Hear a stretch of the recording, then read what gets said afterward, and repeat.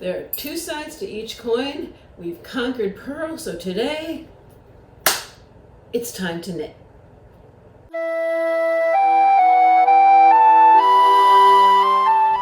Welcome back.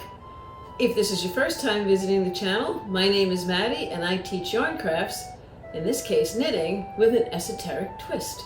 So last time we completed our project, our totem of the hare, by using the purl stitch. Today we're going to create a new project that features the knit stitch.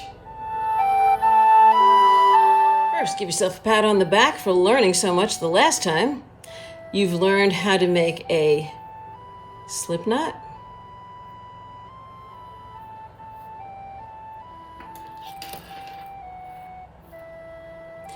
and how to cast on 20 stitches. If you haven't seen the previous videos, I'll leave a link so you can catch up on those steps. We're going to cast on 20 and then we're going to knit. 17, 18, 19, 20. So here are our 20 cast on stitches. When we were purling, we kept everything in the front. Remember, our princesses and pirates wanted to keep their pearls safe and close to them. So the working yarn was in the front. We did a little en garde move there and kept the 2 points facing each other. And we came in, wrapped counterclockwise, and went out the back. Now, since we're doing the knit stitch and everything is from the other side, our yarn is going to stay behind the needles. Instead of our needles being point to point, we're going to end up point to point. We're going to come in through this back, push through. Now you see the points are together. Still wrap counterclockwise and pull that little loop through to the front. Let's take a closer look. So the working yarn is in the back. I'm using a finger to make sure that I don't accidentally push this loop off. My point is going to dig through to the back. See? And now my points are facing together. So our points are parallel, and you can see they make this little V.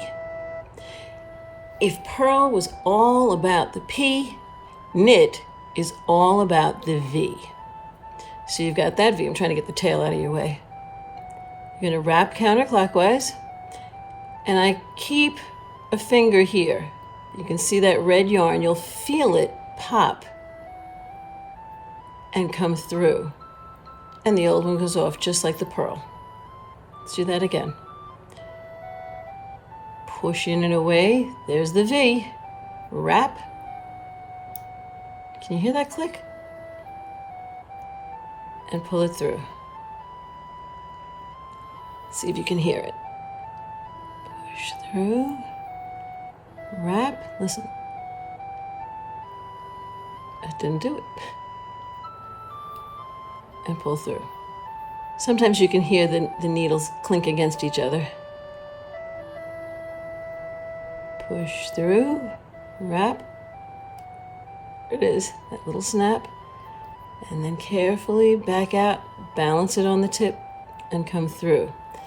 If you look at them, remember our first stitch was a purl, and you can see that it rides high, but these don't. These create those little V's, those little elongated teardrops.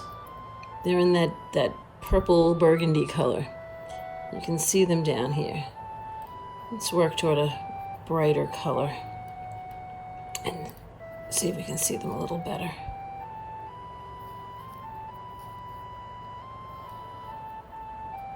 When you get the swing of knit, it actually goes much faster than purl. So you've already got the hard stitch under your belt. Knit is where you pick up your speed. Purl is where you check your accuracy. And when we put the two together, you have an unlimited amount of patterns that you can create. Okay, let's take a look at what they look like. Here you can see the blue ones a little better. They actually form these little V's around the neck of each of the loops on the needle. Believe it or not, you can see the wonky end one the best. You see it? Just like purl, we're going to flip over now. Here's where you have to be careful, because on this side, the back of the knit is purl, and here are all our purl bumps, and our yarn is in the front. Remember, it's got to pass between the needles. So push it to the back. You want to see that V. And this is more of an X. Come in this way. Counterclockwise over the top. And pull it through. So what could go wrong? If you lose it, nothing. It's still there. Wrap it again. Because it's in the back, you have the luxury of being able to put a finger there and trap that lighter yellow in between. Oops. There you go. Now, this should start to look a little familiar. This ridge looks exactly like the ridges we created using all purl. They are. Because both sides are now knit as they were both purl, we're always seeing the reverse as well. The back and front are switching places. So you're going to wind up with a little fabric that looks exactly like your purl swatch, except you'll be creating it using knit. So I'm going to knit my way to the end here. Again, I'm using my left hand to feed the yarn. So this is continental. And then I'm going to attempt to show you English style, which is tensioning the yarn with your right hand. Alrighty, I've moved my yarn to the right side. And again, this is not my preferred way to work, so I'll be fumbling along with you. Let's get my cable loop out of the way. The working yarn needs to be in the back. Ooh.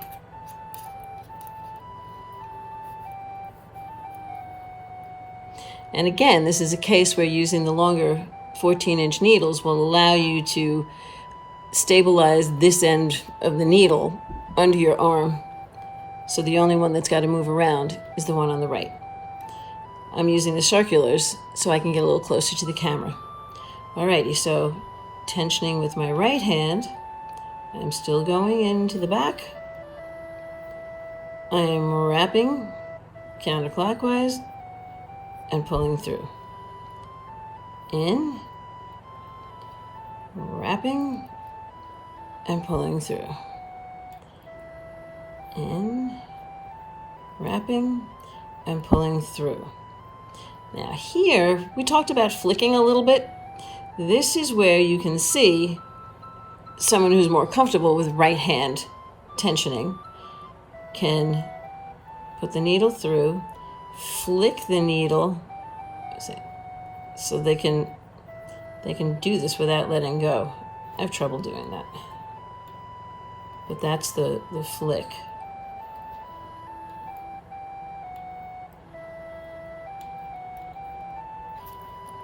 Yeah. I have to hold on with both hands. Which works. It's still effective. There's still knit stitches. So whichever way you're more comfortable, go ahead and try both. Being able to work with both hands allows you to do two-color knitting, holding one yarn in each hand somewhere down the road. Okay.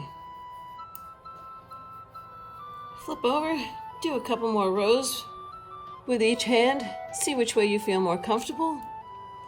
And when you're done, bind off, weave them in, just like we did before, and we'll be ready for the project.